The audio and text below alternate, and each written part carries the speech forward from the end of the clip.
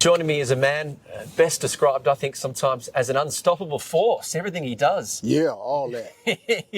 Well, how do you, a businessman? Is that what you are now? Primarily radio host, TV host, pageant host, and now you're running the world's first open fire food festival, Mr. Steve Harvey. How you Thank doing, you very buddy? much to be on the show. Finally. You're here in Saudi at Abu Dhabi. What is it you like about Abu Dhabi so much?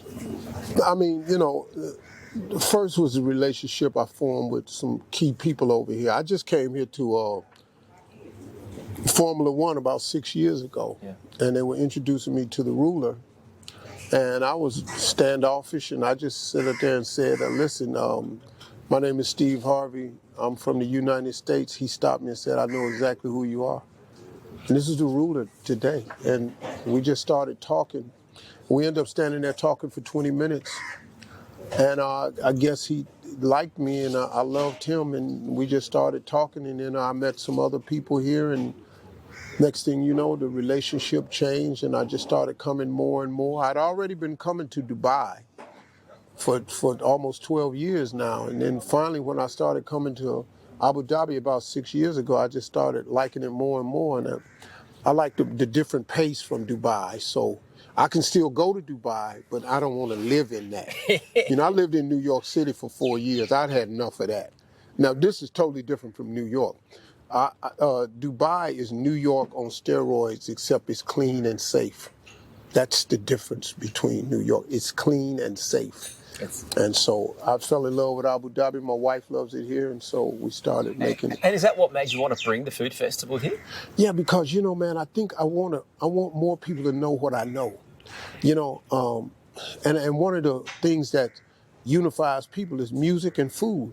Those are the two things that crosses all borders. It's music and food. And I was over here, and they got great food over here. I'm more of a traditional Arabic food type guy. But they were all telling me how good a barbecue they had, and I was eating it, and I was going, yeah, that's okay. It's okay. I shouldn't laugh. But you know, the real barbecue boys is down south in the United States, and I know them. And it's a southern thing, man, and it's a lot of black people and a lot of southern whites. And I said, man, it's different. They spend a lot more time smoking meat and all kinds of meat. And, you know, I told them about the restrictions over here. And, hey, man, they do everything. They do beef, lamb, goat. And they're going to come over here and try it all, teach some classes. And people going to sit around and come from all over the world, and it's going to be a big deal. And is that one of the great things about food? You learn about people's culture, you learn about where they come from, you learn about the history of their country through the food. Yeah, you know, because you ask questions when you eat. You don't just pick up stuff and eat. You go, hey, where's this from? How'd you make this? What'd you do? Yeah. And then the conversation starts. And I think what's going to happen is going to bring a lot of people here from different regions, and I think they're going to discover some of the wonders here in the UAE, because they're coming from India, Pakistan, the UK, Australia. They're coming from everywhere, these different vendors. And it's going to be a great way for the people in the UAE, come from Ras Al Khaimah, come from Dubai, Sharjah. Come on in, bring your families. It's going to be a big event, and taste the different flavors of the world. And I just thought it would be a great way to just get everybody talking, you know. You know, you've made a huge career starting out as a stand-up comic. Yeah. Given the landscape of comedy now, do you think you could make it again today if you were going to start out again with the limitations and the restrictions and the cancel culture that's around? I could do it because my God-given gift is humor. I can do it, I don't care what you do. It would not be as enjoyable, because it's not. You know, Joe Coy, people are saying, had a rough set at the Golden Globe. Joe Coy, one of my favorite comedians today. Yeah. And he's brilliant. But the Golden Globes, look, I'm a celebrity, wrong audience. You can't take a bunch of people who's been coddled their entire career.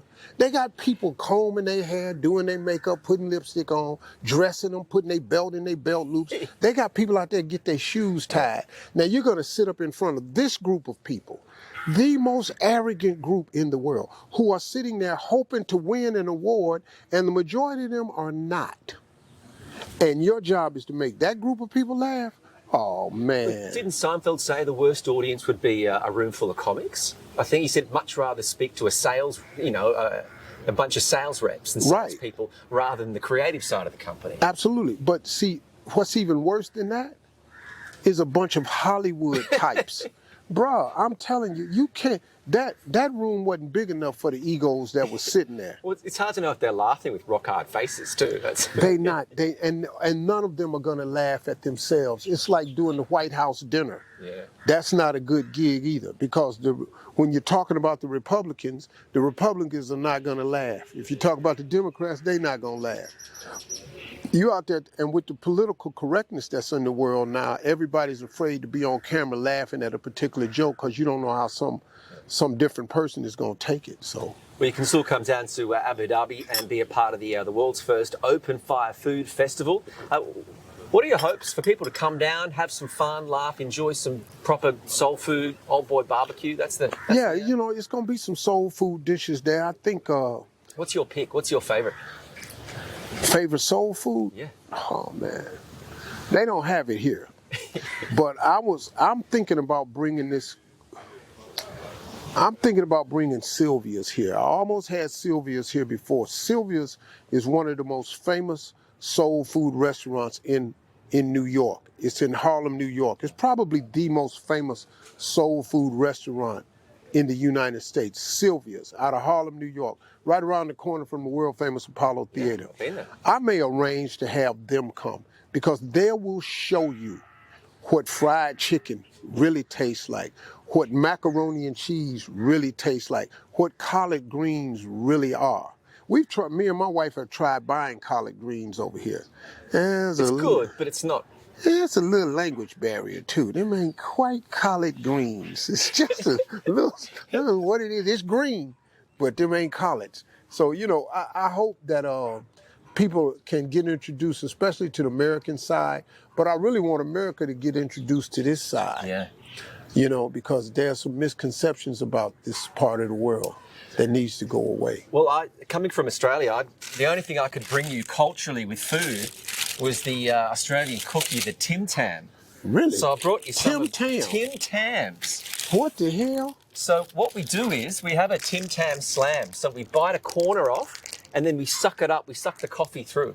So that's a late birthday present for yesterday. Hey, okay, that ain't nothing I'll be doing on camera for the first time. I can tell you that. Can we get you to try one? You're talking about bite the corner off and then suck it. That don't even sound right. Give me a score out of 10, please, Mr. Harvey. What do you think of a Tim Tam? All right, this is the first time. Never heard of it. It's good. 1 to 10. Tell you what I like. It's light. It's crispy.